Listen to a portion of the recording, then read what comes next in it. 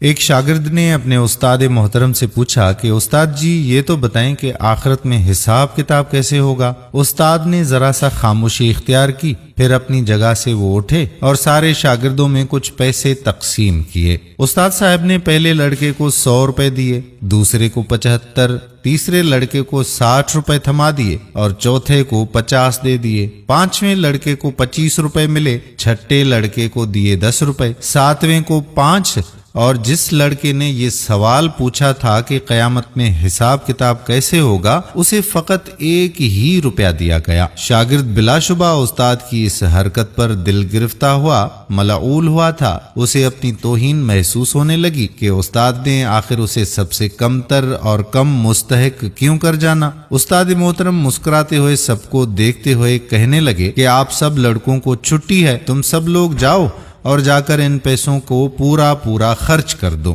اب ہماری ملاقات ہفتے والے دن بستی کے نان بائی کے تنور پر ہوگی، آپ سب لوگ ہفتے والے دن وہاں پہ آ جانا۔ ہفتے والے دن سارے کے سارے طالب علم وہاں تنور والے کے پاس پہنچ گئے۔ استاد وہاں پہلے سے ہی موجود تھا اور لڑکوں کا انتظار کر رہا تھا۔ سب لڑکوں کے آ جانے کے بعد استاد نے انہیں بتایا کہ تم میں سے ہر ایک اس تنور پر چڑھ کر مجھے اپنے اپنے پیسوں کو خرچ کرنے کا حساب دے گا۔ پہلے والا لڑکا جسے 100 روپے ملے تھے، اس کو دہکتے تنور کی منڈیر پر کھڑا کر دیا اور استاد نے پوچھا کہ ہاں بھائی بتاؤ، میں نے جو تمہیں پیسے دیے تھے، میرے ان 100 روپیوں کو تم نے کہاں اور کیسے کیسے خرچ کیا؟ جلتے تنور سے جلتے شعلوں کی تپش اور گرم منڈیر کی حدت سے پریشان لڑکا ایک پیر رکھ رہا تھا، دوسرا اٹھا رہا تھا، اس کے پاؤں جل رہے تھے۔ خرچ کیے ہوئے پیسوں کو یاد کرتا اور بتاتا جاتا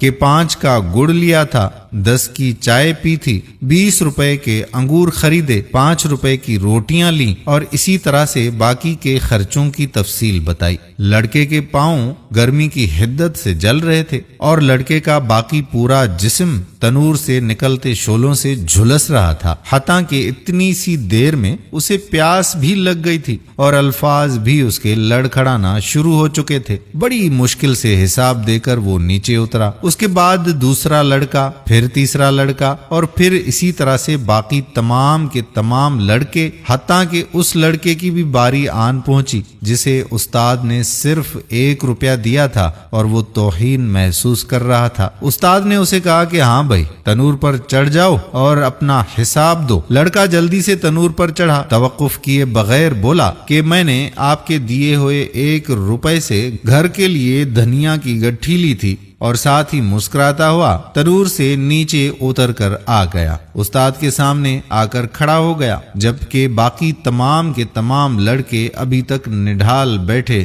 اپنے پیروں پر پانی ڈال کر ٹھنڈا کر رہے تھے، تو کوئی پانی پی رہا تھا اور پسینہ پسینہ تھے۔ استاد نے سب لڑکوں کو متوجہ کر کے اس لڑکے کو خاص طور پر سناتے ہوئے کہا کہ بچوں، یہ قیامت والے دن کے حساب کتاب کا ایک چھوٹا سا نمونہ تھا۔ ہر انسان اس کو جس قدر عطا کیا گیا ہے اس کے برابر اس کا حساب کتاب بھی ہوگا۔ لڑکے نے استاد کو محبت بھری نگاہوں سے دیکھا اور کہنے لگا کہ استاد محترم، آپ نے جتنا کم مجھے دیا اس پر مجھے رشک ہے، اور آپ کی عطا پر مجھے بہت پیار آ رہا ہے۔ تاہم اللہ تبارک و تعالیٰ کی مثال تو بہت اعلیٰ و عرفہ ہے۔ اللہ تبارک و تعالیٰ ہمیں اپنے حساب کی شدت سے بچائے اور ہمارے ساتھ معافی اور درگزر کا معاملہ آخرت میں فرمائے۔ دوستو، آپ کے پاس جتنا کم ہے تو یہ بالکل نہ سمجھیں کہ میرے ساتھ اللہ پاک ناراض ہے۔ کم پر راضی رہنا سیکھیے، کیونکہ قیامت کے دن حساب کتاب کی سختی سہنے میں ہم بہت پیچھے ہیں۔ اللہ تبارک و تعالی ہمارے ساتھ احسان کا معاملہ فرمائے۔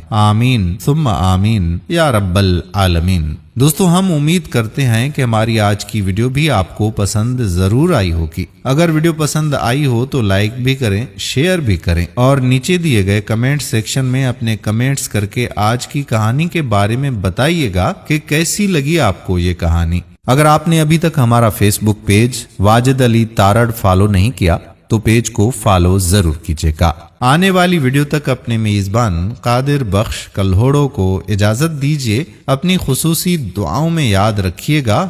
اللہ حافظ۔